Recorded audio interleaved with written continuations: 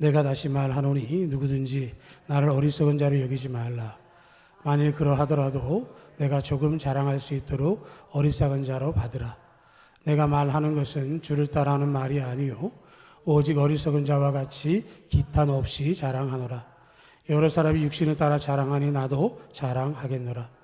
너희는 지혜로운 자로서 어리석은 자들을 기쁘게 용납하는구나. 누가 너희를 종으로 삼거나 잡아먹거나 빼앗거나 스스로 높이거나 뺨을 칠지라도 너희가 용납하는도다. 나는 우리가 약한 것 같이 욕되게 말하노라. 그러나 누가 무슨 일에 담대하면 어리석은 말이나마 나도 담대하리라. 그들이 히브리인이냐 나도 그러하며 그들이 이스라엘인이냐 나도 그러하며 그들이 아브라함의 후손이냐 나도 그러하며 그들이 그리스도의 일꾼이냐 정신없는 말을 하거니와 나는 더욱 그러하도다.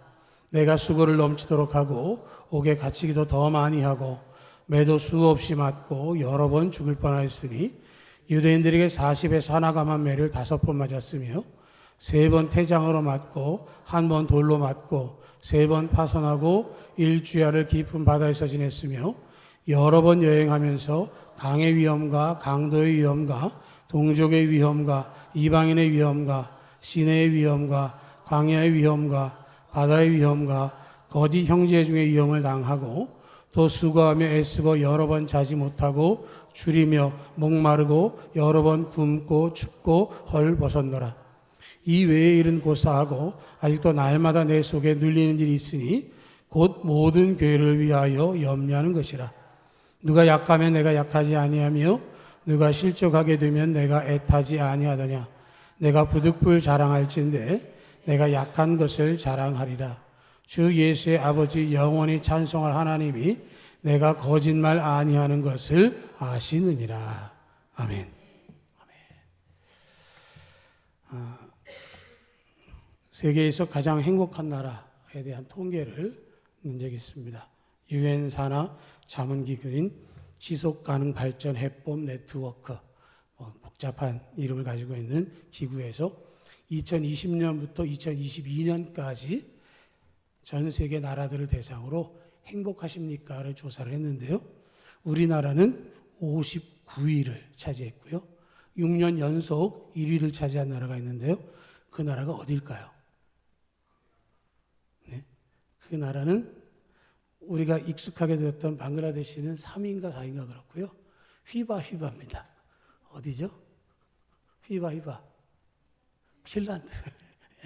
핀란드가 세계에서 가장 행복하다라고 행복지수가 1위인데 6년 연속 1위랍니다.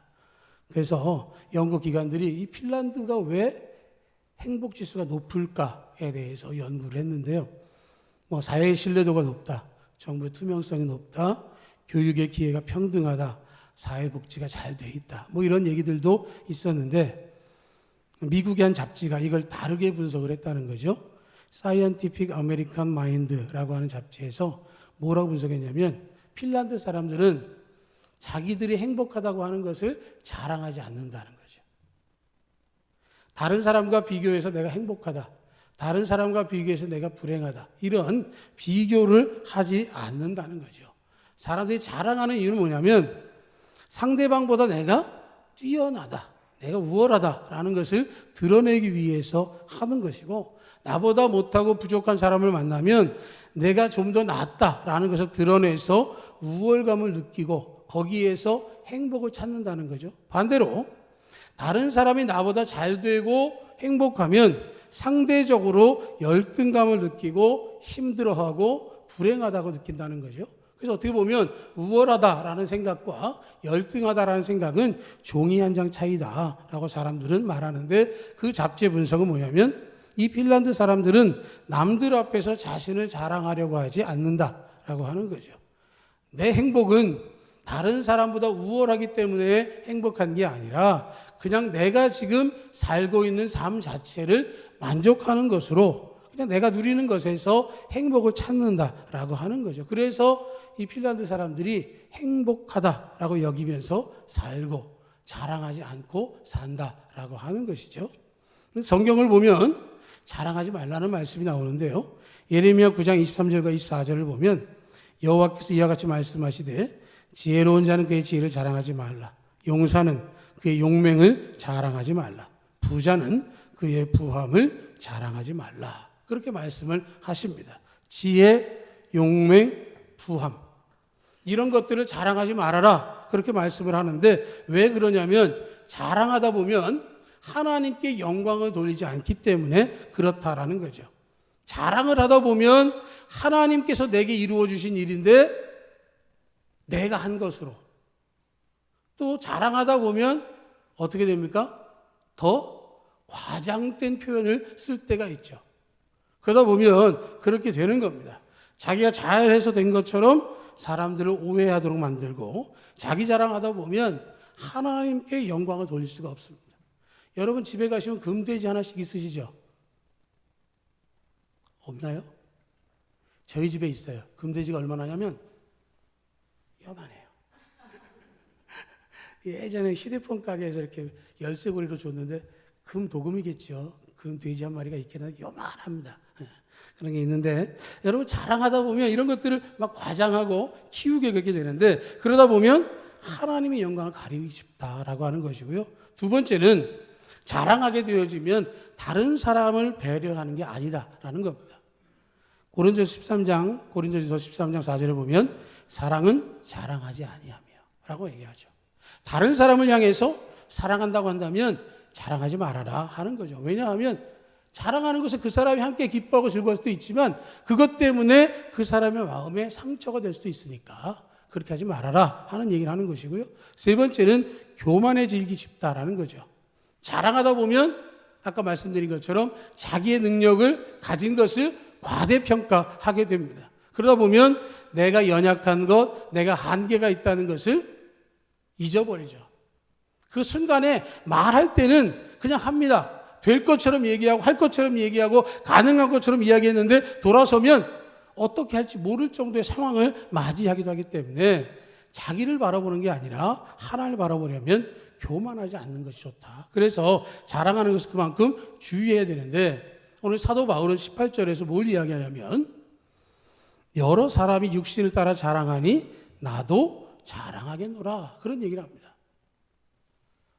지금 예레미야 말씀을 통해서 자랑하지 말라 그런 얘기를 했었는데 사도 바울은 지금 여러 사람이 육신을 따라 자랑하니 나도 자랑하겠노라 그런 이야기를 지금 하고 있는 거죠.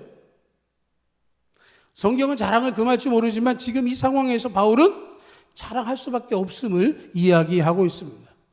왜냐하면 고린도 교회의 상황이 그랬기 때문에 그런 것이죠. 바울이 고린도 교회를 개척하고 사역을 하다가 또 다른 지역으로 사역지를 옮기게 되어졌습니다. 그러는 중에 이 고린도 교회에 바울의 표현에 따르면 거짓 사도들이 찾아와서 사람들을 호도하기 시작을 했습니다.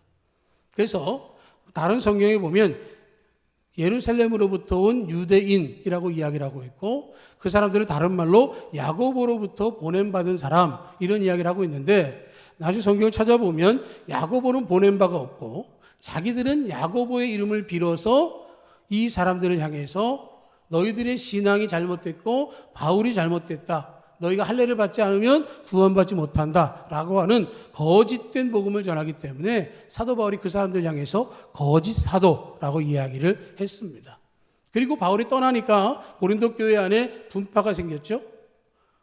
어떤 파가 생겼습니까? 게바파, 아볼로파, 바울파 그리고 예수파까지 생겼습니다.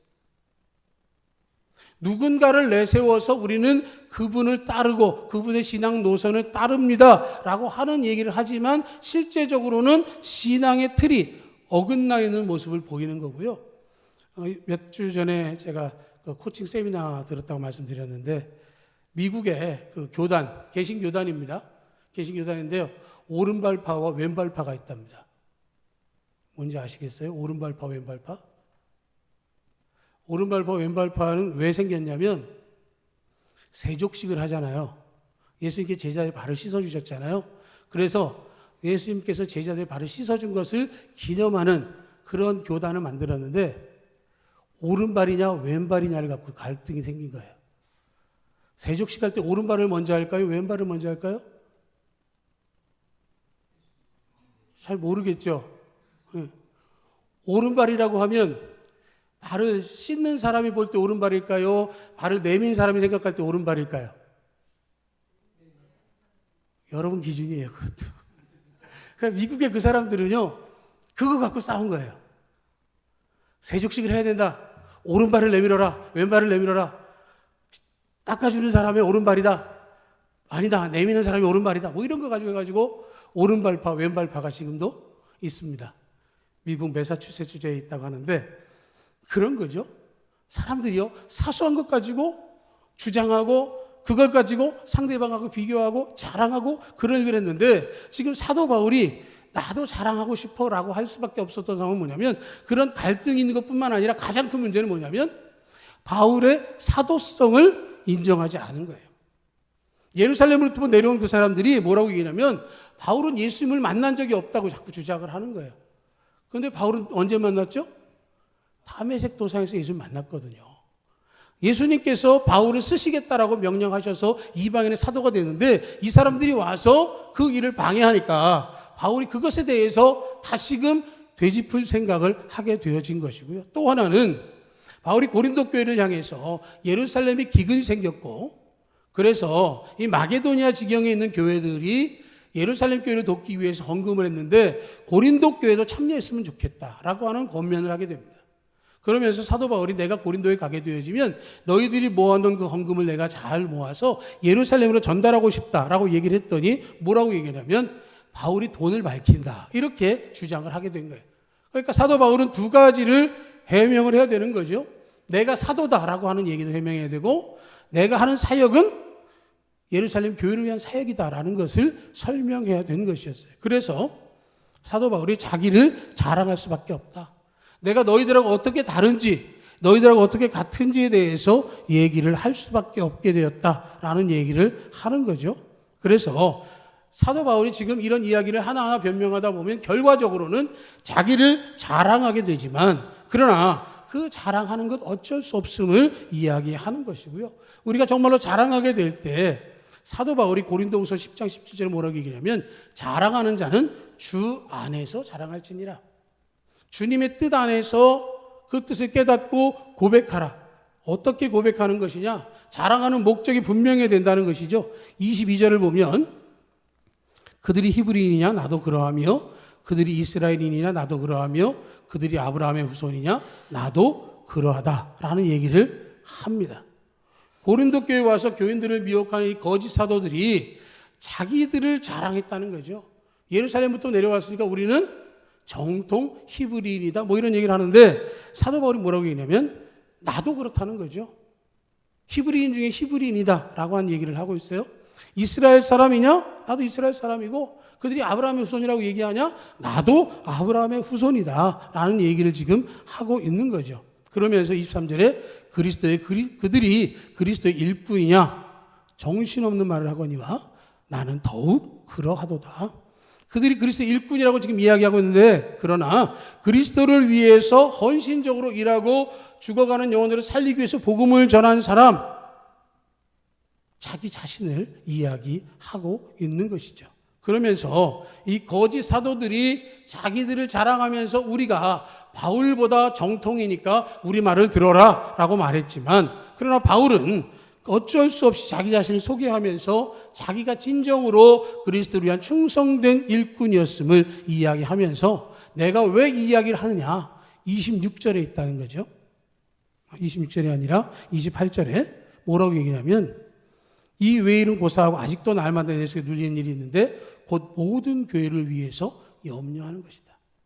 지금 사도 바울이 개척한 교회가 고린도 교회만 있는 게 아니잖아요. 빌립보 교회도 있고요. 에베소, 골로새, 이 고린도 교회 다양한 교회들이 있는데 지금 이 거짓 사도들이 고린도에만 와서 그런 게 아니라 사도 바울이 개척한 교회들마다 찾아다니면서 사도 바울의 사역을 방해하고 거짓된 복음을 전하니까 사도 바울이 그것 때문에 자기가 지금 염려하면서 왜 자랑하느냐? 너희들이 듣는 복음이 거짓된 복음이 아니다. 너희들이 만난 나는 예수님이 보내신 사도가 분명하다. 그리고 내가 하는 사역은 개인의 사익을 취하는 것이 아니라 교회를 위해서 그리고 형제교회의 모교회인 예루살렘 교회 회복을 위해 사는 것이지 나를 위한 것이 아니다라는 것을 분명하게 설명을 하고 있는 거예요. 자랑한다라고 하는 것이 사도 바울은 자기를 높이는 게 아니라 하나님의 역사를 가리고 영광을 가리는 것을 막기 위해서 그 일을 하고 있는 것이죠. 사도행전 14장 8절 이하에 보면 바울이 1차 전도 여행할 때 루스드라라고 하는 곳에서 사역한 이야기가 나와 있습니다. 거기에 보면 나면서부터 걷지 못하던 한 사람이 앉아 있었습니다. 바울이 말씀을 전하는데 그 사람이 그 말씀에 집중해요. 바울이 그 사람을 보니까 그 마음속에 믿음이 있는 것을 확인하고 일어나 걸으라 라고 명했더니 그 사람이 일어나서 걸었습니다. 지켜보고 있던 많은 무리들이 놀라서 바울과 바나바를 자기들이 믿던 신이라고 불렀어요. 특히 말씀을 주로 전했던 바울은 헤르메스라고 불렀고 그 옆에서 함께 있었던 바나바는 제우스라고 불렀습니다. 그러면서 이 루스드라에 있던 제우스 신전의 제사장들이 제사를 드리겠다고 제물을 들고 찾아오기까지 합니다. 사도 바울이 그 장면을 보면서 자기의 옷을 찢으면서 외쳤습니다. 우리는 신이 아닙니다. 우리는 당신들과 똑같은 인간입니다. 다만 우리가 전하는 것은 예수 그리스도를 통한 구원의 복음을 전할 뿐이지 우리가 신이 아닌 것을 알고 그 제사 드리면 안 됩니다 라고 하는 것이죠. 사람들이 볼 때 놀라운 일입니다. 나면서부터 걷지 못하던 이 사람, 그 사람이 어떤 사람인지는 그 지역에서 분명히 알고 있는 것이고요. 그 사람이 할 수 있는 일이라고 하는 것은 사람들이 많은 곳에 가서 구걸하면서 얻어먹고 사는 것밖에 없었을 것입니다. 그런데 그 사람이 그 자리에서 일어난 거죠. 말 한마디에. 그러면 사람들이 신으로 추앙할 만해요. 또 다른 기적을 기대하면서 당신은 우리에게 신과 같은 존재입니다, 신입니다라고 말할 수 있고 이익을 챙길 수도 있습니다. 그런데 바울은 변함없어요. 하나님께 영광이 되지 않는다면 그것을 받아들일 수 없는 것이고 자기가 한 것이 아니라 하나님께서 역사하신 것이다 라고 하는 것을 선언하는 것이죠. 우리는 그것을 분명히 알아야 하는 것입니다. 하나님께서 보여주시고 행하셨다라는 것을 선언해야 되는 거죠. 우리 속담 가운데 그런 거 있습니다. 잘 되면 내 탓이고 안 되면 조상 탓이다. 그런 게 있습니다. 심리학적으로 이거는 무슨 귀인 이론, 누가 원인이냐 뭐 이런 것을 따지는 이론이라고 하는데요. 사람들이 일을 하다가 잘 되면 그거 누구 탓이죠? 자기 탓입니다. 자기가 잘한 겁니다. 안 되면요? 그 원인을 자기가 찾는 게 아니라 밖에서 찾아요. 찾다 못 찾으면 어디까지 갑니까? 조상의 조상까지 찾아서 내가 안 된 건 우리 조상 때문이다.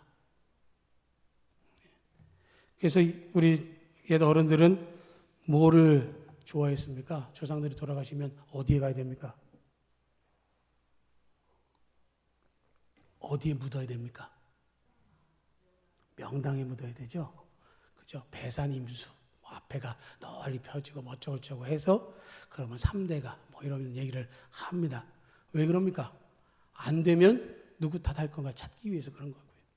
잘 되면 그런 얘기 안 합니다. 내가 잘해서 그렇다고 생각을 합니다. 자랑할 만한 일이 생겨나면 사람들은 그 자랑할 내용에 대해서 길게 늘어놓습니다. 그리고 내가 얼마나 노력했는지 뭐 몇 달 며칠 어쨌는지 뭐 쫙 뭐 미주알 고주알 다 이야기하고 그러면서 자기를 과장되게 높이죠. 그런데 책망을 당할 일이 생기면 뭐라 그러죠? 길게 설명 안 합니다. 짧게. 나하고 무관한 것처럼 그렇게 설명할 때가 많은 것이죠. 그런데 그리스도인들은 그게 아니라 자랑할 일이 생기면 나는 복음을 전할 뿐이고 된 것은 하나님께서 이렇게 역사하신 것입니다 라고 선언하고 증언할 수 있어야 된다는 거죠. 내가 자랑하는 것은 나를 드러내는 게 아니라 하나님의 영광을 위해서 자랑할 수 있어야 된다라고 하는 것이고요. 사도 바울이 자랑한 내용을 한번 보겠습니다. 23절에 보면 사도 바울의 자랑이 나옵니다. 23절 다 같이 읽겠습니다. 그들이 그리스도의 일꾼이냐 정신없는 말을 하거냐 나는 더욱 그러하도다. 내가 수고를 넘치도록 하고 옥에 갇히기도 더 많이 하고 매도 수없이 맞고 여러 번 죽을 뻔하였다. 자랑할 만합니까? 이런 얘기는 별로 자랑거리가 아닙니다. 그런데 사도 바울은 그걸 자랑하고 있어요. 세상적으로 보면 야 고생한 얘기 아니야? 이거 죽을 뻔했다는 얘기를 왜 해? 참 복도 없네. 그럴 수 있는데 이걸 한번 생각해 보면 수고한 것을 자랑합니다. 세상 사람들은요 수고한 것을 자랑하지 않습니다. 수고한 후에 이루어진 것을 자랑합니다. 그런데 바울은 수고한 것을 자랑해요. 왜냐하면 나는 그렇게 수고했습니다. 나는 그렇게 열심히 했습니다. 그런데 그 결과로 놀라운 결과물을 이루신 분은 하나님이십니다. 라고 하는 것을 고백하는 것이죠. 수고를 자랑하는 것은 내가 그 수고할 수 있도록 나를 붙드셔서 사용해 주신 하나님을 자랑하기 위해서 내가 수고했다라고 말을 하는 거예요. 옥에 갇힌 것을 자랑합니다. 예전에, 지금은 그런 일이 거의 없을 텐데요. 예전에 시외버스나 뭐 이런 걸 타면 꼭 출발하기 직전에 올라온 사람들 있잖아요. 그죠? 그래서 뭔가 가방에서 꺼냅니다. 그러면서 얘기하죠. 제가 몇 번 갔다 왔고 별이 몇 개고 어쩌고 저쩌고. 그래서 괜히 소매를 걷어요. 소매 걷으면 뭐예요? 거기에 착하게 살자 뭐 이런 거 써 있고 그러지 않습니까? 그러면서 뭐 그 사람 그럽니다. 내가 갔다 온 것을 자랑하는 건 아니지만 뭐 어쩌고 도와주시면 다시는 그런 일 없이 어쩌고 이렇게 얘기를 하는데요. 사도 바울이 지금 옥에 갇힌 것을 이야기하는 것은 그것과는 다른 자랑입니다. 왜냐하면 사도 바울이 옥에 갇혔지만 하나님은 사도 바울을 옥에서 풀려나게 하셨습니다. 빌립보 감옥에서 사도 바울은 신라와 함께 찬송하고 기도했습니다. 옥토가 흔들리고 옥문이 열렸습니다. 베드로가 옥에 갇혔을 때 천사를 보내셔서 베드로를 옥에서부터 꺼내셨습니다. 무려 16명의 감시를 뚫고 하나님께서 베드로를 풀어내셨습니다. 이 말은 옥에 갇혔다가 중요한 게 아니라 옥에 갇혔었지만 하나님께서 풀어주셨다는 이야기를 지금 하고 있는 거예요. 하나님이 역사하신 것을 자랑하는 것이죠. 매도 많이 맞은 것을 자랑했습니다. 그죠? 많이 맞았다고 자랑하는 사람 별로 없어요. 몇 대 1로 싸워서 이겼었습니까? 17대 1로 싸워서 이기셨다고들 하잖아요. 그런데 사도 바울은 매 맞은 것을 자랑해요. 내가 매 맞았다. 그런데 그것 때문에 내가 죽지 않았다. 그럼에도 불구하고 하나님 치유해 주셨고 두려움을 이기고 다시 사역하도록 만들어 주셨다. 두려움 없이 사역하게 하신 하나님을 찬양하는 것이죠. 환난 가운데도 능히 감당케 하신 하나님을 자랑하는 것이고 결정적으로 죽을 뻔한 것도 자랑합니다. 죽을 뻔할 때마다 하나님께서 지켜주셨습니다. 배가 3번이나 파산했으니까 바다에 빠졌겠죠. 강에 빠졌겠죠. 그런데 살림을 받았습니다.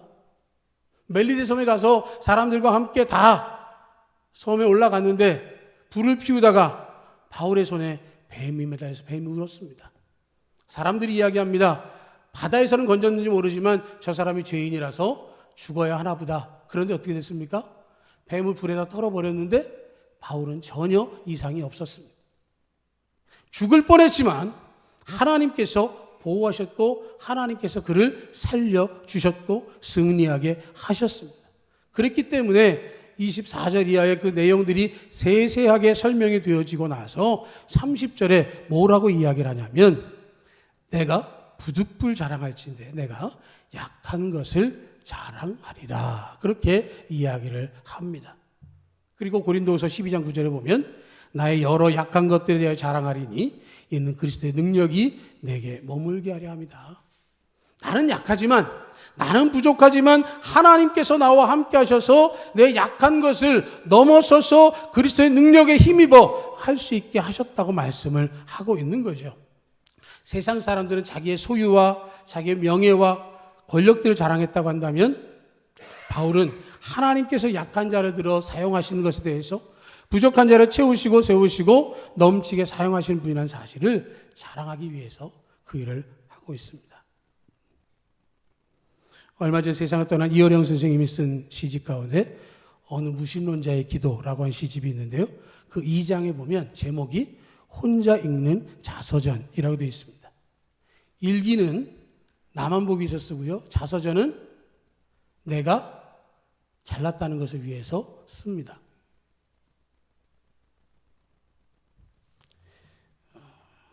1980년에 81년인가요? 나왔던 책이 황강에서 북악까지라는 책이 있습니다.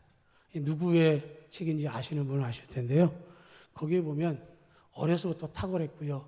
아주 훌륭했던 그런 대통령의 일대기를 책으로 쓴 게 바로 한강에서 북악까지인데요.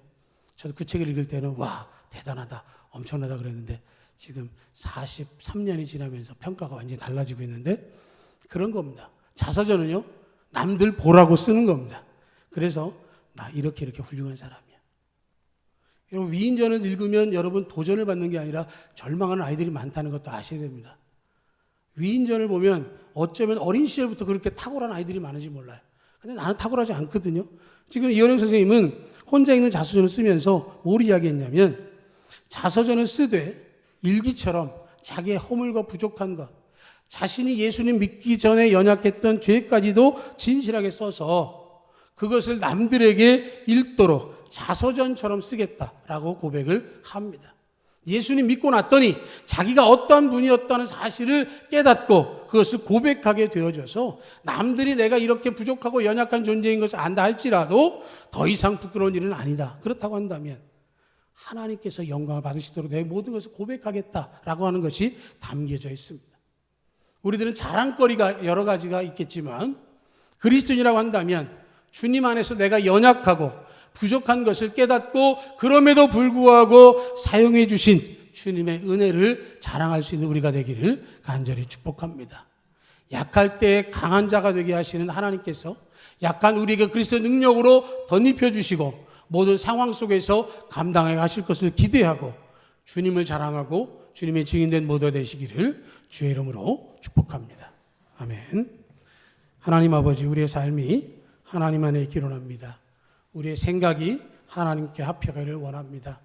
우리를 향한 주뜻 분명히 알게 하시고 주의 진리에서 자리할 수 있도록 우리를 붙드셔서 온전한 믿음과 은혜로서 주를 바라며 하나님과 함께 살아갈 수 있도록 지켜주옵소서.